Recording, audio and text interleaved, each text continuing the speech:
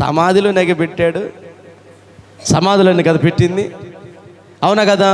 ఇప్పుడు ఒక వ్యక్తిని సమాధి చేసాం, ఒక వారం రోజులకో లేదు ఒక నెలతో పోయి మనం చూస్తే ఉంటాడా అక్కడే? ఆ ఎముకలు ఉంటాయా ఉండవా? ఆ మాంసం ఉంటుందా ఉండదా?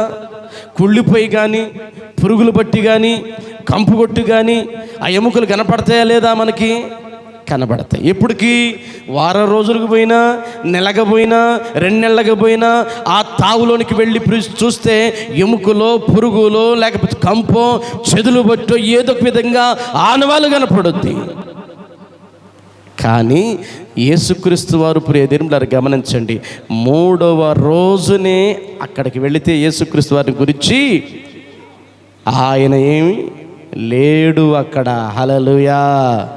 ఏమైపోయాడు? చెప్పాలి. ఏమయ్యాడంట? ఆయన లేచాడు. గట్టిగా చప్పట్లు దేవునికి స్తోత్రం కలుగును గాక. ఆయన లేచాడు. సమాధిలో నుంచి సమాధి పొరలను, మరణపు పొరలను, మరణానికి ఉన్న అధికారమును, మరణానికి ఉన్న బలమును, మరణానికి ఉన్న గొప్పతనమును ఆయన చీల్చుకొని, భూగర్భాన్ని చీల్చుకొని ఆయన సజీవుడై లేచాడు. గట్టిగా చప్పట్లు కొడదాము, దేవునికి మహిమ కలుగును గాక. ఆయన మరణమును ఆయనను బంధించలేదు. మరణం ఆయన ఏం చేయలేదంట? బంధించలేదు. ఎందుకంటే ఆ మరణాన్ని ప్రారంభించిన దేవుడు ఆయన, మరణాన్ని అమలు చేసిన దేవుడు కనుక ఆయన్నేమి చేయలేదు. కాబట్టి ఆయన అక్కడ లేడు.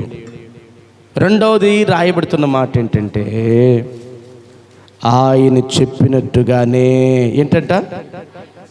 ఉందా లేదా మాట? ఆయన చెప్పినట్టుగానే ఆయన ఏమయ్యాడు? లేచి ఉన్నాడు. ఎవరైనా గమనించండి, రేపో మాపో నేను చచ్చిపోతానని చెప్పొచ్చు, అది జరగవచ్చు. లేకపోతే గమనించండి, ఏదో ఒక రీతిగా నేను మరణిస్తానని చెప్పొచ్చు, కానీ నేను తిరిగి లేస్తానని ఎవరైనా చెప్తారా?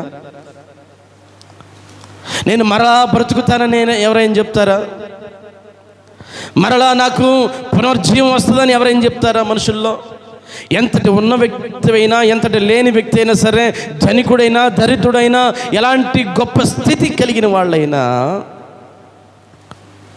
గమనించండి, నేను చనిపోతున్నాను, నేను తిరిగి లెగుస్తానని చెప్పి ఎవరైనా చెప్తారంటే ఒక్క మనిషి కూడా చెప్పేవాళ్ళు లేరు. ఇప్పుడు సపోజు ఇక్కడ ఉన్నటువంటి మనం, నేను తిరిగి 3వ దినాన లెగుస్తాను, 7వ దినాన లెగుస్తాను,